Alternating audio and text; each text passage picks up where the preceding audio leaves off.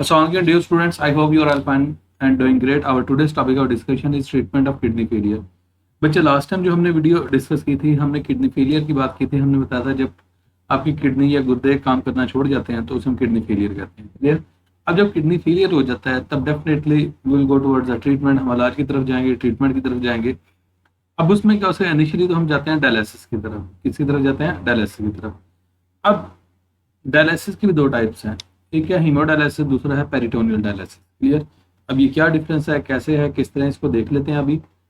और नेक्स्ट अगर बिल्कुल ये काम करना छोड़ जाए, ये भी इतना भी इफेक्टिव ना रहे, then we will go towards the kidney transplant. हम किडनी ट्रांसप्लांट की तरफ जाते हैं, पूरे का पूरा किडनी ट्रांसप्लांट करने की ट्राई करते हैं। क्लियर। अब हीमोडायलिसिस क्या और पेरिटोनियल डायलिसिस क्या, इसको देखते हैं। Let's see.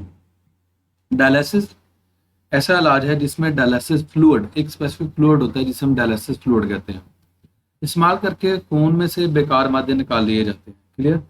अब ये फ्लूइड हम यूज करते हैं, यूज करके जो वेस्ट मटेरियल है ना उसको बॉडी से बाहर क्या कर देते हैं, रिमूव कर देते हैं। First one is the haemodialysis.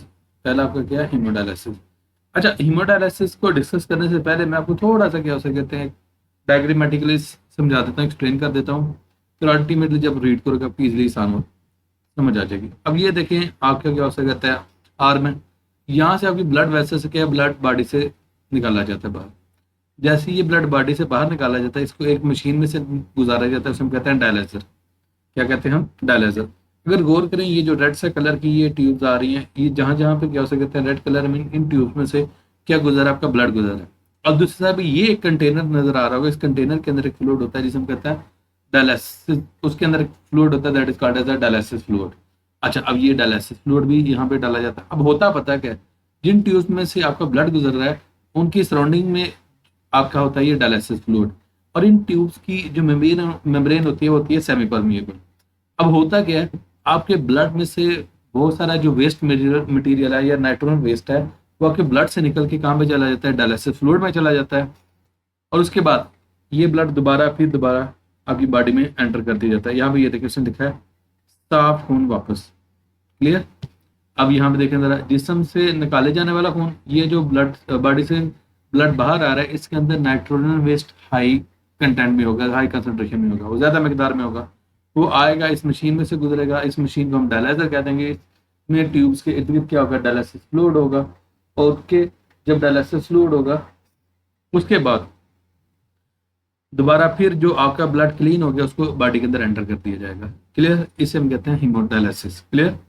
और इसमें एक आधी और बात मैं ऐड कर दूं, ये जब हम ब्लड को बाहर निकालते हैं, इसको दोबारा एंटर करते हैं, तो इसमें जो फर्क पता क्या पड़ता है, जो ब्लड बॉडी से बाहर निकलता है और वापस जाता है, जब वो बॉडी से बाहर निकलता है उसमें जो वेस्ट मटेरियल होता है ये बेकार मादे ज्यादा होते हैं, लेकिन जब ये दोबारा बॉडी के अंदर एंटर होता है इसके अंदर बेकार मादे क्या होते हैं? कम होते हैं। क्लियर। ये है हीमोडायलिसिस।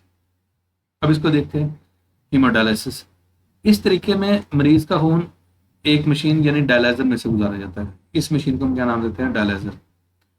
क्लियर। ओके। डायलाइजर के अंदर लंबी नालियां होती हैं, इनके अंदर क्या होती हैं? लंबी नालियां होती हैं।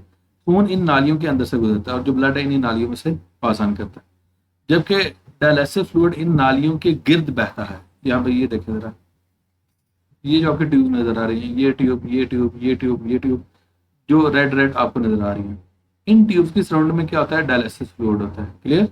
ओके।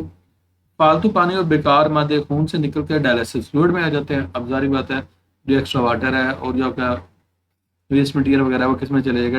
डायलिसिस फ्लूइड में चला जाएगा।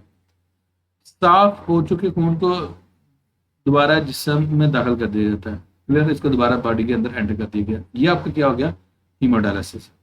अब जस्ट लाइक दैट इस तरह होता है पेरिटोनियल डायलिसिस। अब इसमें और इसमें टेक्निकल डिफरेंस है, पहले डायग्राम को समझ लें फिर इसको हम रीड करते हैं। अब होता है पता क्या है, हमारी बॉडी के अंदर कैविटी होती है that is called as peritoneal cavity. Clear. और यहाँ पे देखें जरा, ये डायलिसिस फ्लूइड ये आया, इसको हम बॉडी के अंदर एंटर कर दिया। बॉडी के अंदर एक कैथेटर एक ट्यूब के थ्रू एंटर कर देते हैं और कैविटी में एंटर कर देते हैं, उसको कहते हैं पेरिटोनियल कैविटी। क्लियर। इस पेरिटोनियल कैविटी को जो सराउंड करती है उसे हम कहते हैं पेरिटोनियल मेम्ब्रेन। अब याद रखिएगा पेरिटोनियल मेम्ब्रेन के अंदर ना अल्लाह ताला की तरफ से ब्लड सप्लाई होती है, ब्लड वेसल्स की सप्लाई होती है। अब होता क्या है, जब ये डायलिसिस फ्लूइड यहाँ पे स्टे करता है तो ये जो पेरिटोनियल मेम्ब्रेन के अंदर जो होती है ना ब्लड वेसल्स, वहां से एक्स्ट्रा वाटर और नाइट्रोजनस वेस्ट कहाँ पे आ जाता है, डायलिसिस फ्लूइड के अंदर आ जाता है। और यही डायलिसिस फ्लूइड फिर बॉडी से आप क्या कहते हैं पंप आउट कर लेते हो, तो बाहर निकाल लेते हो। तो ये क्या हो गया आपका पेरिटोनियल डायलिसिस। यहाँ पे देखे ना ये लिखा हुआ है, बेकार मादे खून से डायलिसिस फ्लूइड में आते हैं, जो वेस्ट मटेरियल वो कहाँ पे आ जाता है, ब्लड में, ब्लड से किस में आ जाता है, डायलिसिस फ्लूइड में आ जाते हैं। Is it clear? तो इसको आप बॉडी से बाहर निकाल लो, तो ये पेरिटोनियल डायलिसिस। अब क्योंकि यहाँ पे हम डायलिसिस, यहाँ पे हम ब्लड को बाहर नहीं निकाल रहे, यहाँ पे हम रिवर्स कर रहे हैं। यहाँ पे हम क्या कर रहे हैं, डायलिसिस फ्लूइड को बॉडी के अंदर डाल रहे हैं। और बॉडी के अंदर कहाँ पे डाल रहे हैं, ये जो कैविटी है पेरिटोनियम के अंदर डाल रहे हैं, तो इसे हम कहते हैं peritoneal dialysis. Is it clear? ये तो समझ आ गई बात की? तो इसको जरा समझिए, अंडरस्टैंड करें। पेरिटोनियल डायलिसिस, इस तरीका में डायलिसिस फ्लूइड को पेरिटोनियल कैविटी, पेट में एलिमेंट्री कनाल, एलिमेंट्री कनाल पता क्या होती है, जो आपकी डाइजेस्टिव ट्रैक्ट होती है, यानी गट के इर्द गिर्द की जगह में डाला जाता है। ओके नेक्स्ट, पेरिटोनियल कैविटी की दीवारों के साथ पेरिटोनियल मेम्ब्रेन लगी होती है, तो जाहिर बात है उसको सराउंड करने वाली कैविटी को हम पेरिटोनियल कैविटी कह रहे हैं, उसके इर्द गिर्द जो मेम्ब्रेन है that will be called as the peritoneal membrane.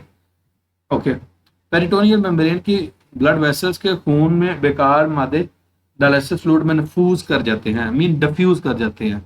वो क्या होता है, इधर देखें जरा इस डायग्राम को,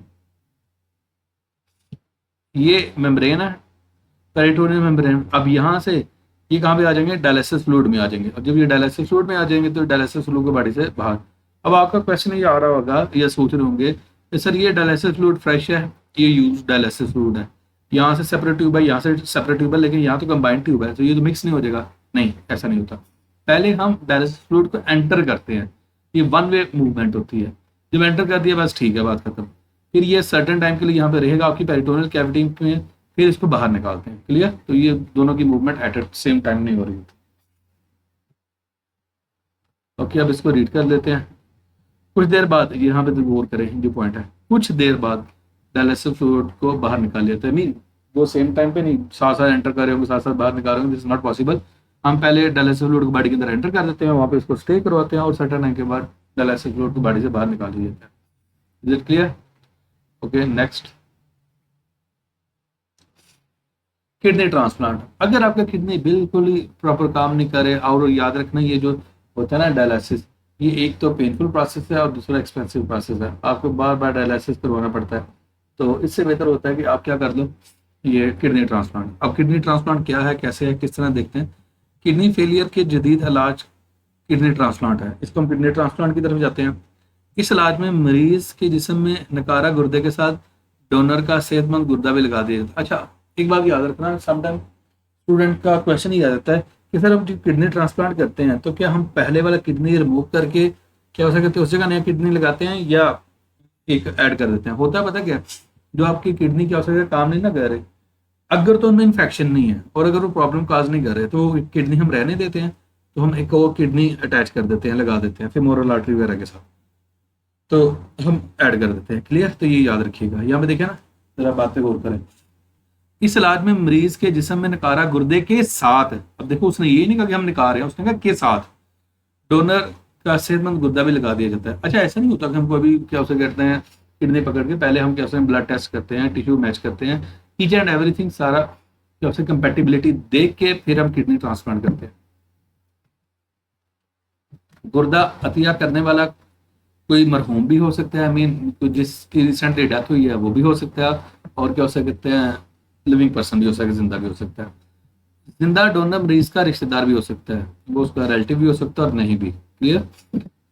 ओके नेक्स्ट, तमाम मामलात में ट्रांसप्लांट से पहले डोनर के गुर्दे का मरीज के इम्यून सिस्टम से, मैंने जो आपको टर्म बोली था कंपेटिबिलिटी, हम क्या से कहते हैं blood compatibility, tissue compatibility check कर लेते हैं कि वो क्या से कहते हैं रिजेक्शन तो नहीं होगी, और भी तौर पर रिजेक्ट तो नहीं हो जाएगा। सबसे पहले तो आपकी ब्लड के कंपेटिबिलिटी चेक की जाएगी। ओके, जब मुवाफकत वाला गुर्दा मरीज के जिस्म में मुंतकिल कर दिया जाता है तो ये उसके जिस्म में 10 से 15 साल तक नॉर्मल काम करता है। अच्छा, यहाँ पे एक चीज इसने क्लियर नहीं की, आल दो आप ब्लड की कंपेटिबिलिटी भी चेक कर लो, कंपेटिबल है ठीक है, आप टिश्यू को भी चेक कर लो, each and everything despite of all the things, सारी चीजें होने के बावजूद फिर भी जब आप किडनी ट्रांसप्लांट कर देंगे ना, तो जो रेसिपिएंट होगा ना उसका बॉडी उसको रिजेक्ट करने की ट्राई करे ही करेगा। तो होता फिर पता क्या है, इस चीज को थोड़ा सप्रेस करने के लिए जो पेशेंट होता है ना, जिसमें आपने किडनी ट्रांसप्लांट किया होता है, उसको स्पेसिफिक मेडिसिन दी जाती है। उस मेडिसिन को हम कहते हैं इम्यूनो सप्रेसिव ड्रग। मैं वर्ड पे गौर करें जरा, immuno suppressive drug. Immuno mean immune system, suppressive जो इम्यून सिस्टम को सप्रेस कर देगी, ड्रग मीन मेडिसिन। वो मेडिसिन दी जाती है उसकी जो उसके इम्यून सिस्टम को क्या करती है, सप्रेस करती है, ताकि ऑर्गन ट्रांसप्लांट जो किया गया उसकी रिजेक्शन कम से कम हो। क्लियर, ये याद रखिएगा। नेक्स्ट ये बॉक्स देखते हैं। पंजाब में ऑर्गन ट्रांसप्लांटेशन को Punjab human organ transplant authority control करती है। ये यकीनी बनाती है कि लोग हिफाजत और मेयार के साथ मुनासिब ट्रांसप्लांटेशन करवा सकें, ताकि उसको स्टैंडर्डाइज किया जा सके कि आपसे मैल प्रैक्टिसेस ना हो। क्लियर बच्चे, यहाँ तक ये टॉपिक कंप्लीट है। If you have any sort of question then you can ask in the comment section. Thank you so much.